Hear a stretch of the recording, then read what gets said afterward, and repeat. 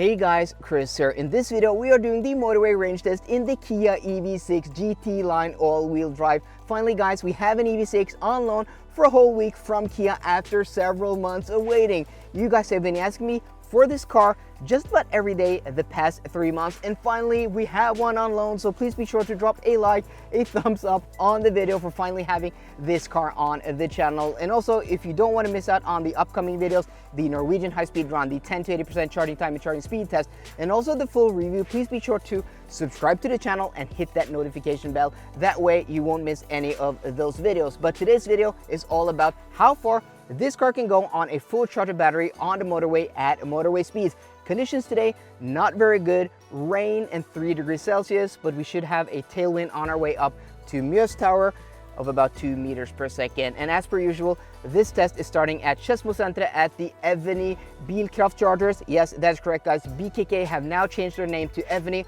across the whole country. They are also the sponsor of today's video, so huge thanks to Eviny Bilkraft for sponsoring this video. They're one of the largest providers of rapid, lightning and fast charging here in Norway, and they have chargers all over the country. So if you want to support the channel, go to the link down below in the description and download the app for either iPhone or for Android. It is awesome. It won't only show you, the charging speed, the charging cost, it will also give you a charging curve to see, well, how your car will charge.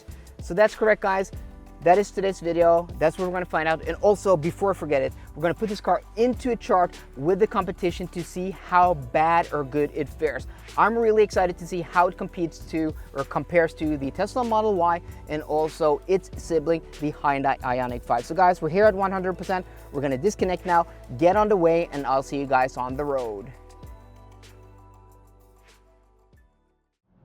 We are now underway, and we've been on the road for 27 minutes, covered 51.3 kilometers, and we are now crossing the Minnesundbrua, where we have the windsock, and it looks to be quite calm. According to the wind map, we should have a tailwind of about 2 meters per second, and that is pretty calm, so I don't know. It's pretty hard to see conditions today. I mean, it's not raining too bad. It's just, I think it's just wet in the road, and you can see all, the water just being kicked up from trucks, from cars. Yeah, it's not raining too bad, but I mean, visibility isn't very good today.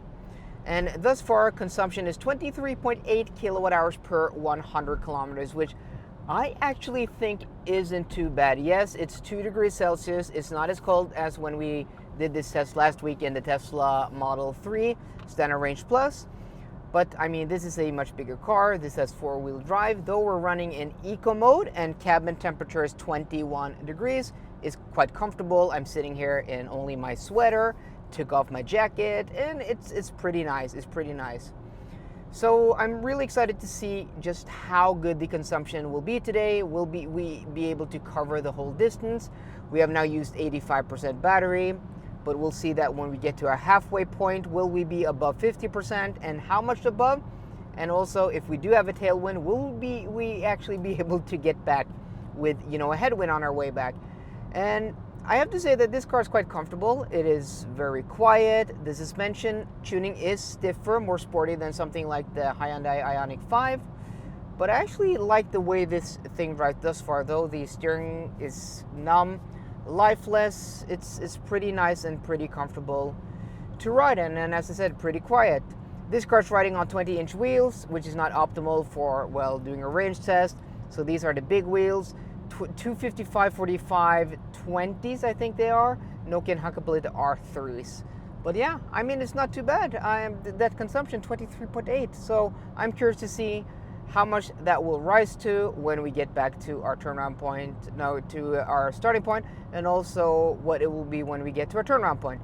So guys, we're just going to continue on now, heading north, and then I'll catch up with you when we get to our turnaround point.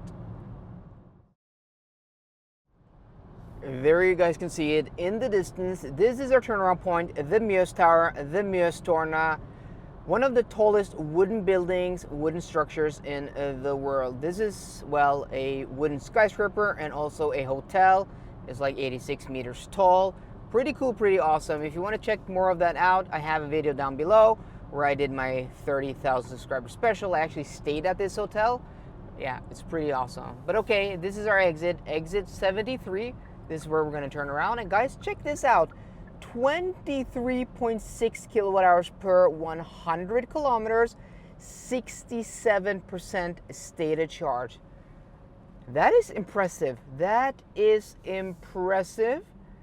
Remember guys, we did this test last week in the Tesla Model 3 Standard Range Plus, which arguably is the most efficient EV on the market, if not is like top 3.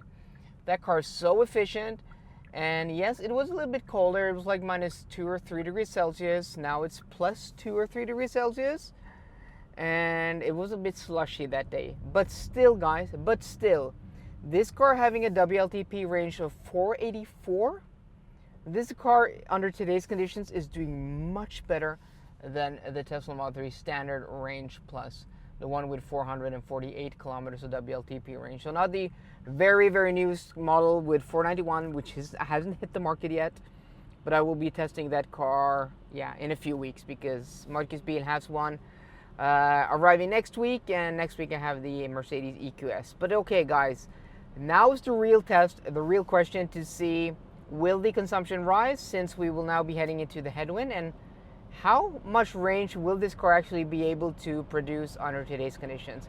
This is pretty exciting guys. A lot of people are waiting for this test to see how this car fares, and as things are looking now, this is going to perform quite a bit better than the Ioniq 5, which was done under much warmer and better conditions.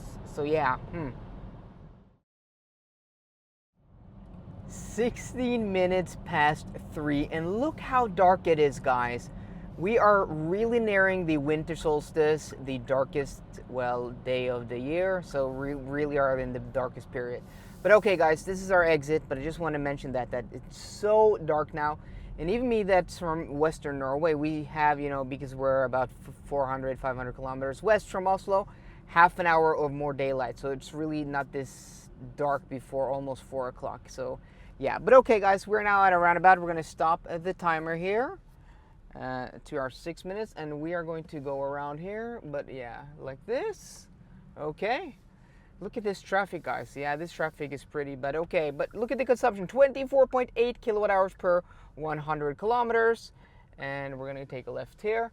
But that is not bad guys. We're going to take a look at the chart in just a second, but first we're going to connect to a charger here to see what kind of charging speed we get after a few hours on the road, and we are now here at 24% battery. But yeah, I've always said that this turn here is so tight, and look at this guys, it really is tight. Is he able to go? We're not going to go up on the curb. We are not going to go up on the curb, but look at this traffic. Rush hour, or yeah.